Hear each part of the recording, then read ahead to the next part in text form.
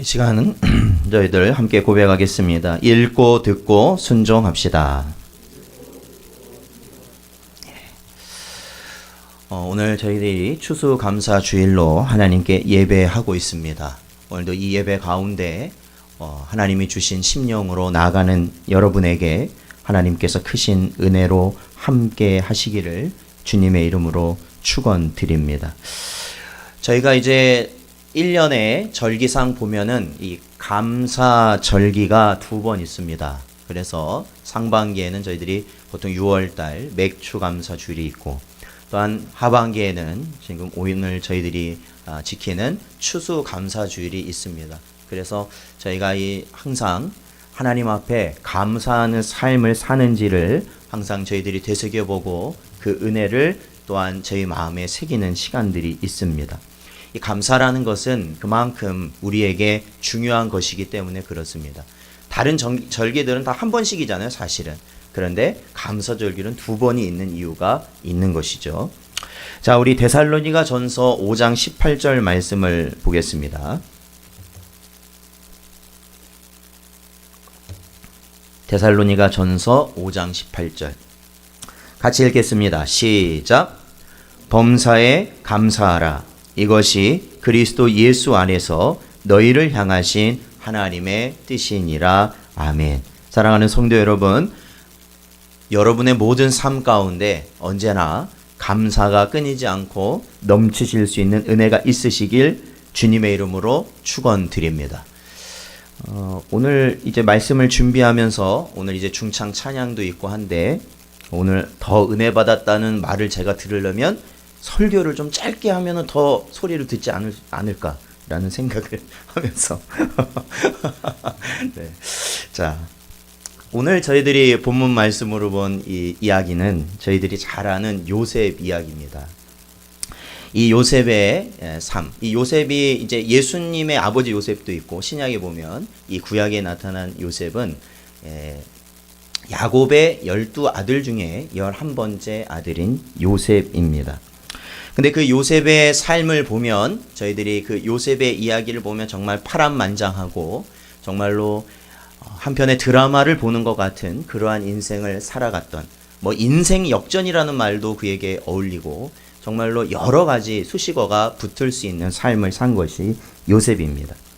오늘 이 요셉의 모습을 저희들이 살펴보면서 저희들이 감사의 의미, 진짜 우리가 진정으로 감사하다라는 것이 어떻게 우리 안에 이루어질 수 있는지 그 진리를 깨닫게 되는 여러분 되시기를 축원드립니다. 자, 오늘 저희 본문 말씀은 어떠한 일이 일어난 이후냐면 바로 요셉의 아버지 야곱이 죽은 직후에 일어난 일을 기록하고 있습니다. 저희가 아는 요셉은 아까도 말씀드린 것처럼 야곱의 아들이었습니다. 야곱에는 네 아내가 있었는데 처음 두 아내가 자매였던 레아와 라헬이었습니다. 이 레아와 라헬과 그녀들의 시종 둘을 합해서 총 야곱에게는 4명의 부인이 있었고, 그들을 통해서 아들만 12명을 낳게 됩니다.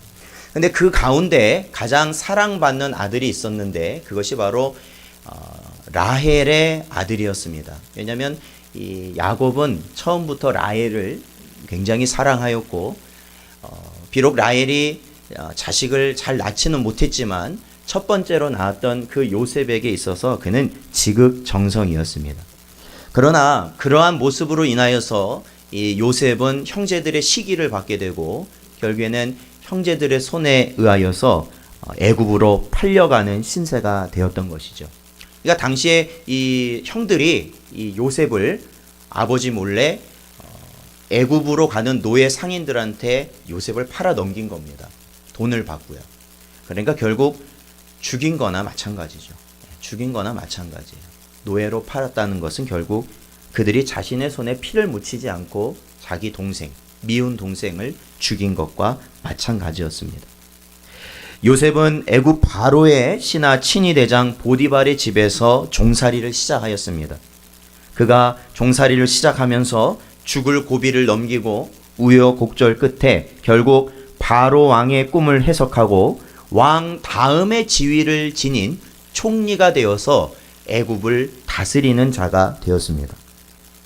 요셉은 하나님께서 바로에게 보이신 꿈의 내용을 바탕으로 먼저 오는 7년간의 풍년 동안 그 다음에 올 7년간의 흉년을 준비하였습니다.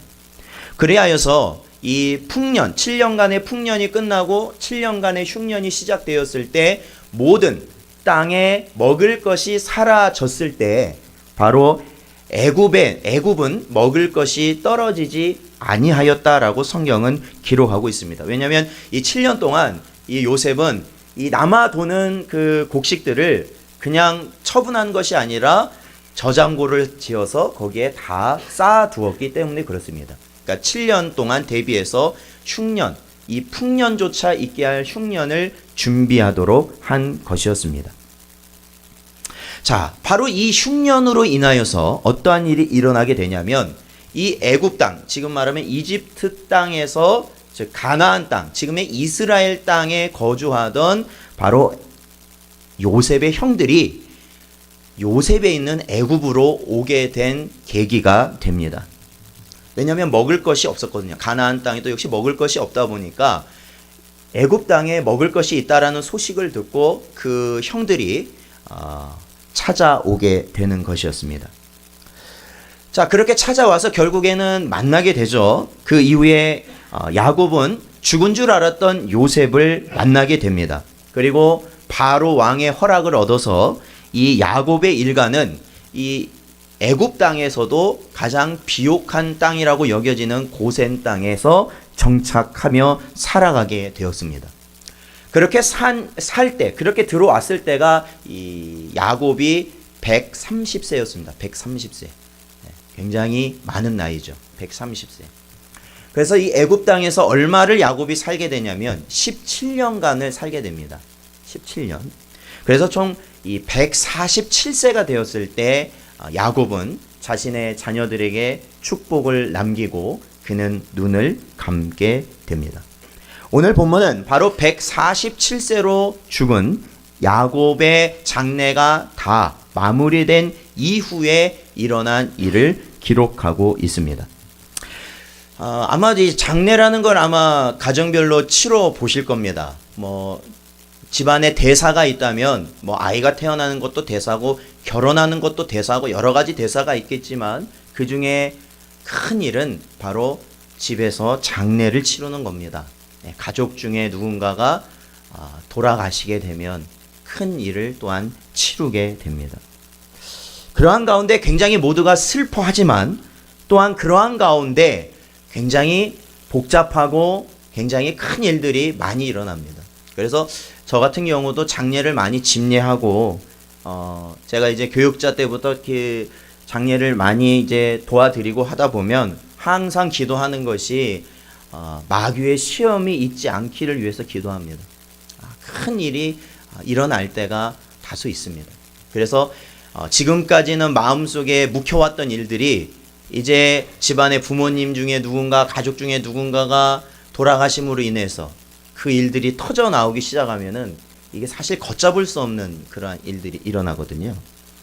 그런데 오늘 이 야곱의 죽음 이후에도 바로 야곱의 아들들에게 그러한 일이 일어나게 됩니다. 그것은 요셉의 형들이 바로 요셉에게 했던 일이 바로 그 악한 일들이 다시 수면 위로 떠오르게 된 것이었죠. 야곱의 아버지 야곱의 죽음을 슬퍼하는 것도 잠시, 아버지가 돌아가신 것도 이제 잠시 그거는 잊게 되고 이제는 형들에게 지금까지 마음 깊은 곳에 항상 두려웠던 것이 이제 수면 위로 올라오게 됩니다. 그것은 바로 자신들이 자기 동생 요셉을 죽인 것과 같은 그와 동일한 일인 애굽으로 팔려가게 하였던 그 일을 그들은 여태까지 마음속에 깊이 두고 있었던 거예요. 그들은 마음속에 깊이 두고 있었어요. 그래서 이제 요셉 역시도 아버지가 이제 돌아가셨으니까 자신들에게, 자기뿐만 아니라 자신들의 가족에게까지도 복수할 것이다. 그런 생각을 갖게 된 거죠. 왜냐하면 요셉은 애굽의 총리였기 때문에 가능한 것이죠. 막강한 힘을 가지고 있는 자였기 때문에 그렇습니다. 그래서 형들은 아버지의 죽음은 이제는 지나간 거고 이제는 자신들이 살 길을 찾아야 될 때가 되었습니다. 그래서 자신들의 목숨이 경각에 달려있다는 생각에 그들은 아버지 야곱이, 이 성경을 보면은 이 부분이 정확하게 야곱이 유언으로 남겼는지 안 남겼는지는 정확하게 나오지 않는데, 이 문맥상으로 보면 야곱은 그러한 유언을 하지 않았을 가능성이 매우 큽니다. 그것은 오늘 본문 말씀에 보면은 이 16절과 17절의 말씀인데, 이 형들이 요셉에게 말을 전했다는 겁니다. 어떤 말을 전했냐면, 아버지 야곱이 돌아가시기 전에 요셉이 이제 아버지가 죽고 난 이후에 요셉이 형들에게 안갚음을 하지 말도록, 용서하도록 아버지가 유언을 하셨다라는 것이죠. 그렇게 유언을 남기셨다. 우리 있을 때 아버지가 그렇게 유언을 남기셨다. 그렇게 그 유언을 요셉에게 전달했던 것이에요. 그러니까 자신들이 직접 가지도 않았어요. 무서웠겠죠. 어떤 상황이 일어날지 모르니까 우선은 그러한 말을 전달했어요. 그런데 보면 거짓말일 가능성이 좀 커요. 왜냐하면 만약에 진짜 아버지 야곱이 형들을 용서해 줄 것을 당부하시기 원했다면 요셉에게 직접 하셨겠죠. 그러지 말아라고. 근데 아들들, 다른 형들에게 그 말을 남기고 갈 이유는 없잖아요. 그렇죠? 그러니까 이 형들은 자기와 자기의 가족들이 살 길을 찾는 것에 그들은 급급해 있었던 거예요. 죽을 수 있으니까, 지금 모두가 다 죽을 수 있으니까요. 자, 그런데요, 이 이야기를 전해들은 요셉은 어떻게 말하고 있냐면, 자, 17절 마지막에 보면 이렇게 기록되어 있어요. 그 아버지의 유언을 전달받고 나서 17절 마지막에 보면 요셉이 그들이 그에게 하는 말을 들을 때에 울었더라 라고 기록하고 있습니다.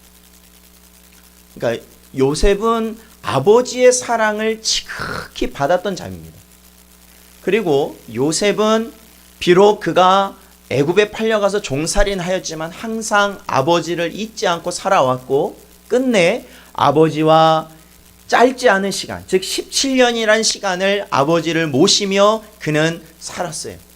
근데 그렇게 자신을 사랑해줬던 아버지가 돌아가셨습니다. 비록 장례는 다 끝났지만 돌아가신 이후에 그 마음은 어땠을까요? 아마 다른 형들보다도 요셉은 더 아버지에 대한 그리움이 그 마음속에 남아있을 시기였을 겁니다. 그런데 그러한 슬픔에 잠겨있는 요셉에게 들려오는 소식은 뭡니까? 딱 봐도 형들은 자기 목숨을 자기에게 구걸하고 있는 겁니다.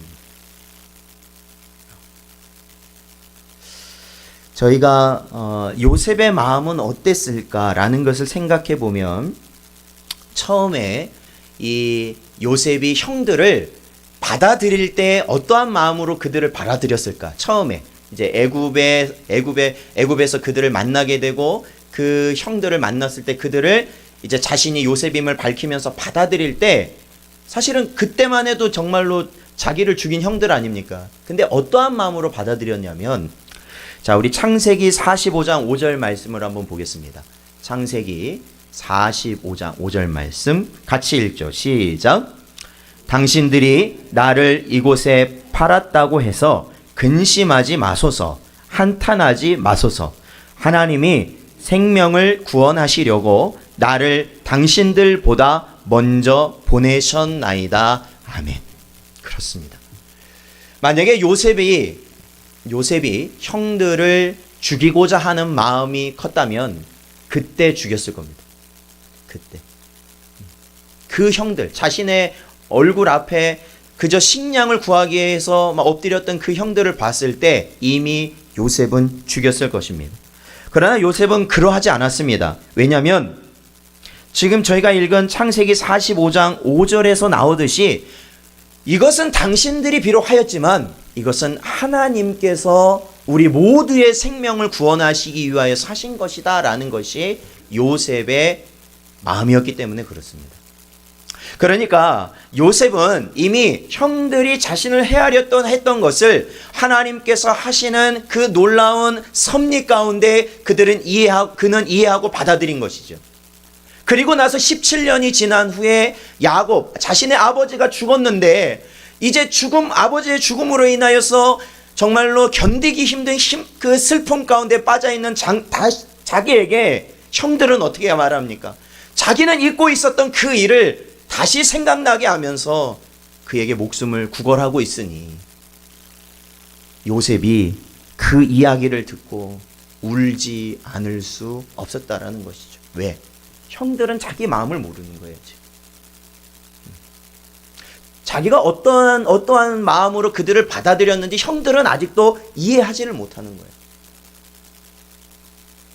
그러니 그 마음은 더 애통할 수밖에 없었던 것입니다. 17절을 보면 아까도 말씀드렸듯이 형들은 요셉에게 직접 온 게 아니라 그 전가를 보낸 거죠. 아버지가 이러한 유언을 남겼으니까 자기들을 살려달라. 그리고 나서 요셉이 울었다고 하지 않았습니까? 요셉이 울었다니까 형들이 지금이 기회다. 지금 가서 이거를 확정을 져야 된다. 요셉이 조금이라도 어쨌든 마음 약해질 때 우리가 확정을 져야 우리가 살 수 있다. 18절을 한번 보세요. 자, 18절을 같이 한번 읽어보겠습니다. 시작. 그의 형들이 또 친히 와서 요셉의 앞에 엎드려 이르되 우리는 당신의 종들이니이다. 고백합니다. 그들은 지금이 기회였어요. 형들은 지금 아니면 다시는 살아날 수 있는 길이 없다라는 생각에 그들은 이제 직접 와서 그 앞에 엎드리며 자신의 목숨을 구걸하였다라는 겁니다. 사랑하는 성도 여러분, 이 요셉이 당한 이러한 형제지간, 가장 가까운 이 혈육이 자기에게 행했던 이러한 해를 겪었을 때 우리는 어떠한 마음을 가질 수 있을까요? 정말로 나와 가장 가까웠던 사람이 나를 해하려 하였던 그 일을 겪고 난 이후에 여러분 그 일이 세월이 지난다고 없어질까요? 제가 보면 그때보다 세월이 지나면 더 선명해지더라고요. 더 선명해지고 더 잊지 못해요. 더 잊지 못해요. 그게 사람의 본성이에요. 심지어는 죽을 때까지도 용서 못하는 것이죠. 그러나 우리는 이 결과를 알고 있는 것처럼 요셉은 그 형들을 죽이려고 하지 않았습니다.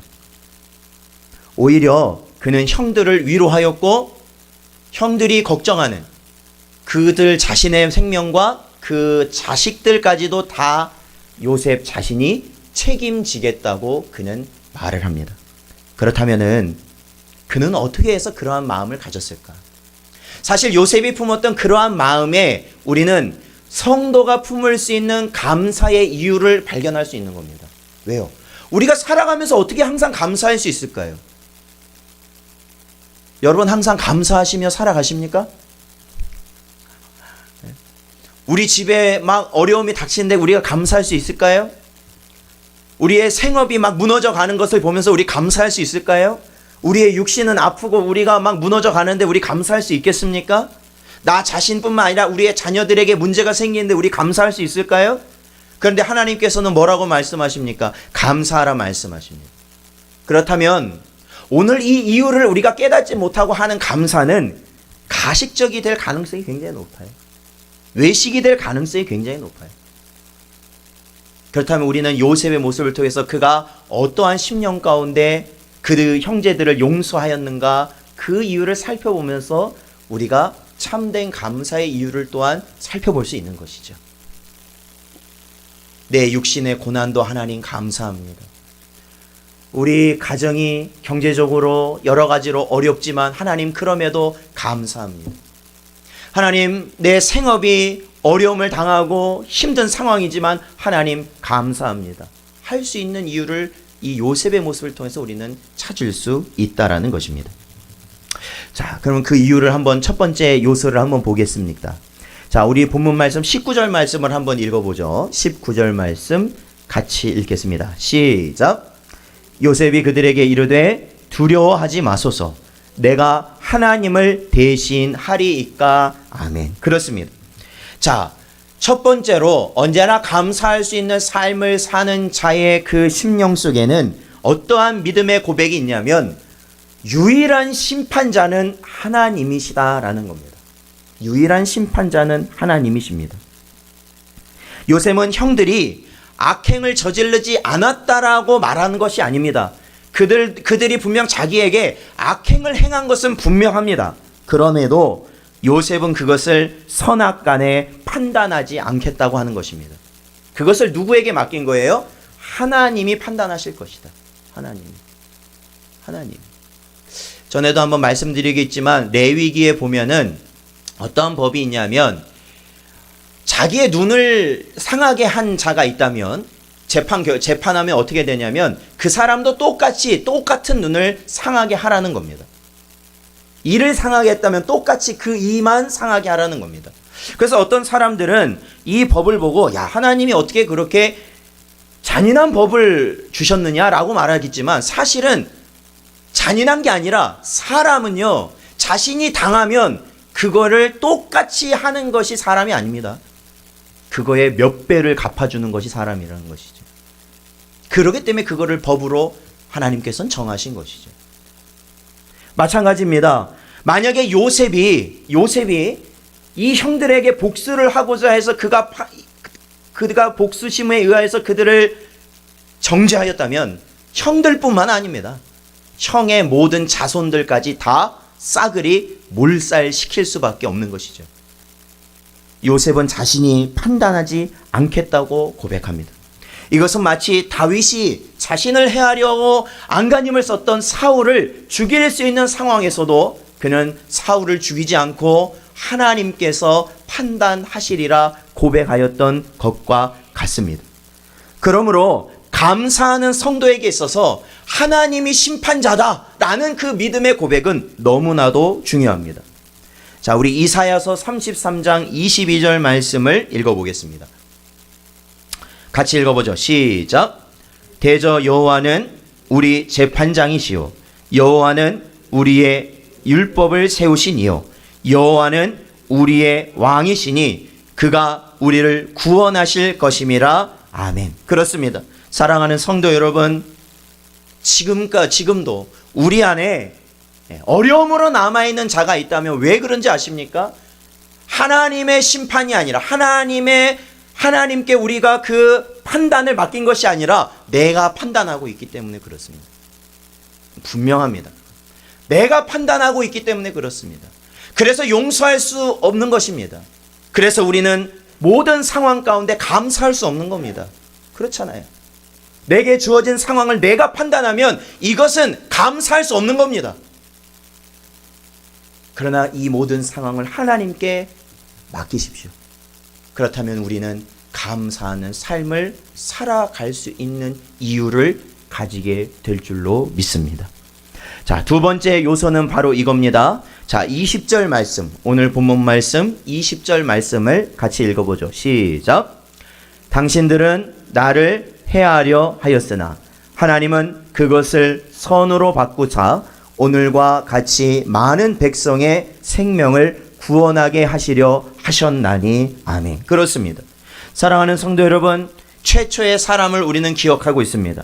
최초의 사람 아담과 그의 아내 하와, 그들이 하나님께 범죄하였다는 것, 무엇을 먹고 범죄하였냐면 선악과를 먹고 범죄하였는데, 먹지 말라는 선악과를 먹고 범죄하였는데, 선악과의 원래 이름은 그겁니다. 선과 악을 알게 하는 열매라는 겁니다. 선과 악을 판단하게 하는 열매라는 겁니다. 그래서 타락한 이후에 모든 사람의 본성 가운데 뭐가 있는지 아십니까?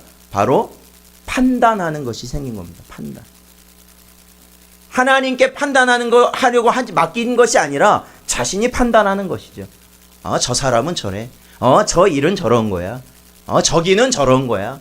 지금은 이런 거야. 우리는 다 그렇게 우리 스스로 판단하고 우리 스스로 결정하고 우리가 그렇게 살아가려고 하는 것이죠.